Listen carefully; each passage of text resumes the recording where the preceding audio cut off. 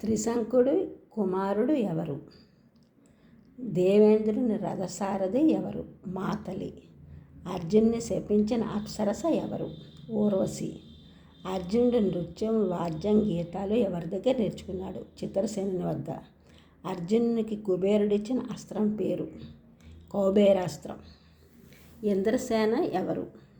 ఇంద్రసేన నలుని కుమార్తె. ఈమె పాంచాలరాజు బృహదస్వుడి 5 కుమారులో ఒకడైన ముద్గలుని కొడుకు మౌద్గల్యుణ్ణి వివాహం చేసుకుంది.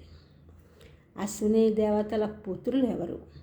నకుల సహదేవులు అశ్విని దేవతల అంశతో మాద్రికి జన్మించారు. మాద్రి పాండురాజు 2 భార్యల్లో ఒకతే, మరొకరు కుంతీదేవి. నకుల అజ్ఞాతవాసంలో ఉండగా నకుల సహదేవులు విరాటుని కొలువులో దామగ్రంథి, తంత్రిపాలు నామములతో వ్యవహరించబడినారు. కంసుడి భార్య ఎవరు? కంసుడికి ఎంతోమంది భార్యలు కలరు. వారిలో ఆస్తి, ప్రాస్తి అని 2 జరాసంధుడి కుమార్తెలు. వారు తమ భర్త కంసుడిని శ్రీకృష్ణుని సంహరించగా వానిపైకి తండ్రి జరాసంధుడిని రెచ్చగొడుతూ ఉండేవారు.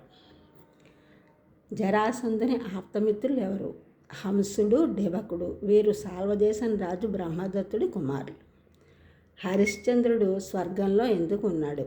హరిశ్చంద్రుడు సూర్యవంశపు రాజు త్రిశంకుడి కుమారుడు, సత్యసంధుడు. తన కీర్తి చంద్రికల చేత భూలోకం యావత్తు ప్రకాశవంతంగా చేశాడు. రాజసూయోగం చేశాడు. అందువలనే నారదుడు ధర్మరాజుని రాజసూయోగం చేయమని సూచించాడు.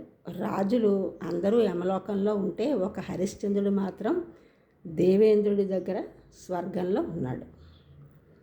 ఈ ఛానల్ చూసిన వాళ్ళందరూ కూడా సబ్స్క్రైబ్ చేయండి, షేర్ చేయండి, లైక్ చేయండి, కామెంట్ చేయండి. సబ్స్క్రైబ్ చేసిన వాళ్ళందరికీ కూడా కృతజ్ఞతలు. షేర్ చేసిన వాళ్ళు, లైక్ చేసిన వాళ్ళు, కామెంట్ చేసిన అందరికీ కూడా ధన్యవాదములు.